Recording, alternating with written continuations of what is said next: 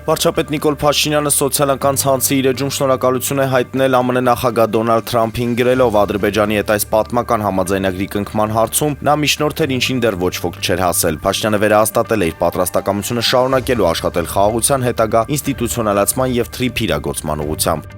Վարչապետ Նիկոլ Փաշինյանն ընդունել է Իրանի Իսլամական Հանրապետության արտակարգ եւ լիազոր դեսպան Մեհդի Սոբհանին, ով ավարտում է դիվանագիտական առաքելությունը մեր երկրում։ Վարչապետը շնորհակալություն է հայտնել դեսպանի սերտ համագործակցության համար եւ նշել, որ վերջին տարիներին Հայաստանի եւ Իրանի միջև համագործակցությունը բոլոր ոլորտներում բարձրացել է նոր մակարդակի։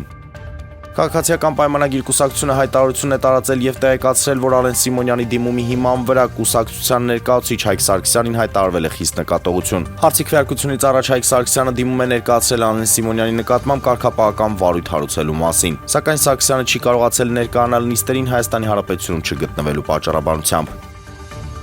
Այսօր տեղի ունեցել կրթության զարգացման եւ նորարարությունների ազգային կենտրոն հիմնադրամի հոգաբարձությունների խորհրդի նիստը, որը վարել է խորհրդի նախագահ, կրթության, գիտության, մշակույթի եւ սպորտի նախարար Ժաննա Անդրեասյանը։ Համաձայն ընթացակարգի փակ գաղտնի քվեարկությամբ կզնակի տնօրեն է ընտրվել Ժաննա Հարությունյանը։ Ռուս քաղաքական գործիչ Ալեքսեյ Նավալնիի այրին Յուլիա Նավալնայան հայտարարել է, որ իր ամուսինը գաղութում թունավորվել է։ Նա պահանջել է, որ բացահայտվեն այն հետազոտությունների արդյունքները, թե ինչով էր թունավորվել իր ամուսինը։ Յուլիան նաև հավելել է, որ Ռուսաստանի քաղաքացին սպանվել է Ռուսաստանի տարածքում եւ արևմտյան երկրները քրեական գործ հարուցելու որևէ իրավական հիմք չունեն։ Հայաստանի մինչև 17 տարեկաների հավաքական Նավանի ակադեմիայի մարզադաշտում կայացած ընկերական խաղում 1-3 հաշվով զիջել է Հունաստանի հասակակիցներին։ Մեր պատանեկան հավաքականի կազմում միակ գոլը 87-րդ րոպեին Տուգանանից կատարած հեռահարվածով խփել է Անդրանիկ Երվանդյանը։